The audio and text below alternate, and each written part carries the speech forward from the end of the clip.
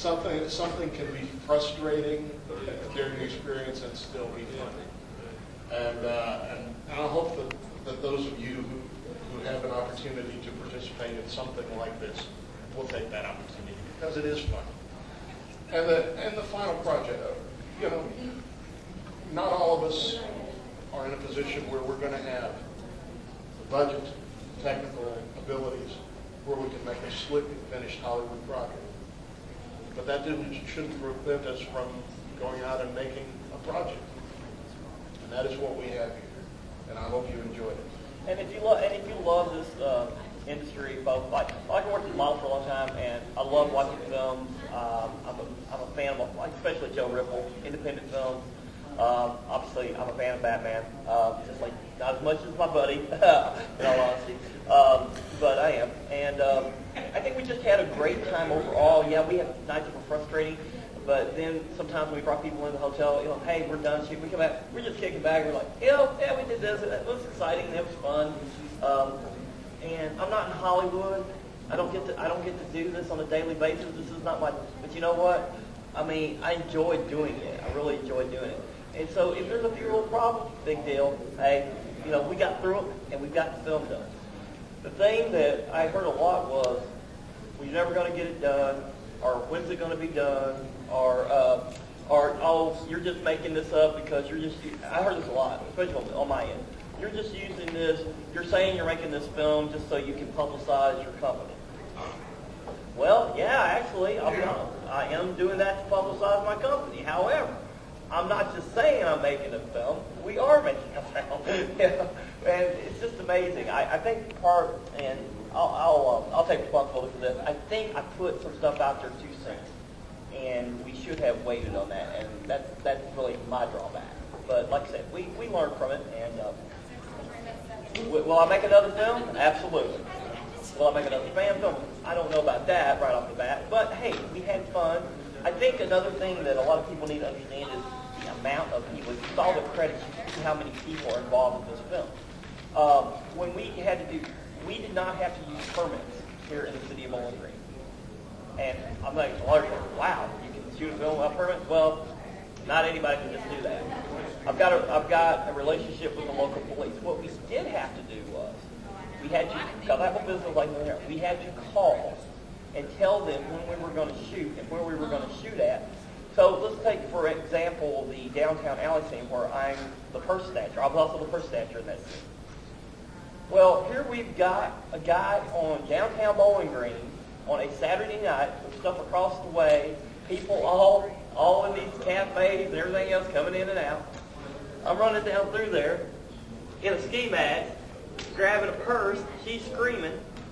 Now, what happens if the Bowling Green Police Department didn't know what we were doing? How many people, they get calls, and how many cop cars show up, and like, what the heck are you doing? So all we had to do was call the dispatch every time, told them who I was, they knew who we were, and said, this is where we're going to be at. So that way, if they got a call, they didn't have to dispatch anybody out. They knew what was going on. Let me throw in a story along that line. Yeah. One of the scenes in the film where Batman and Detective Bullock, Batman encounters Detective Bullock as he's trying to get into his car.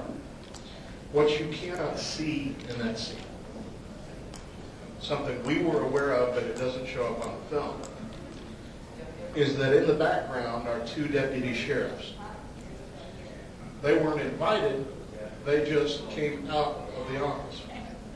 Turned around, saw us standing up there, me in a trench coat and a cap, and there's a man dressed in full Batman. They looked, paid no attention whatsoever, and continued on with their business. The police were aware of us, and they ignored us. One of the great moments, we mentioned the scene where he was lying on the ground playing a corpse. This was at 2 a.m. in the morning on Morgantown Road. 2 a.m. in the morning on Morgantown Road. There is a man lying on the ground covered by a sheet, surrounded by 3 people, including one young woman dressed as a police officer. A Bowling Green City police car comes down Morgantown Road and drives right by and does not even slow down. you know, I guess they know the difference between real crime and pretend crime. But it was just sort of interesting. I just sort of stood there in amazement and watched as this police car I just didn't even look. I guess that's the kind of thing you see on Morgantown Road all the time around here. But there was very little attention to that, and we did a lot of filming downtown, and there was very little interest. But I do have to tell you one very brief story. 2 weeks ago, I was at church one Sunday morning, and this young girl comes up to me, a college student. We've spoken cordially on a couple of occasions before, but just not somebody I really knew well, but just somebody that was somebody that I know. And she comes walking up to me and she says, can I ask you something? Yeah. Did I see you walking down the street the other night with Batman? Yes. Yes, you did. And she kind of looked at me like, that does beg for an explanation. But that was fun, and we have had and one thing we did find, the frustrating thing is when somebody thanks you. You're making a Batman movie? I want to be in it. Okay, all right. Be here at this time. No show. But you can't take those things too seriously. I mean, this was the fun of it. Nobody was participating here for a financial gain of any kind. Nobody had the responsibility to be there. It's a game. And what I say as far as publicity for my people, that's strictly what it was. Just for them who wanted to be in it and who were looking to do. That's the only thing that someone may see something and say, hey, I saw this.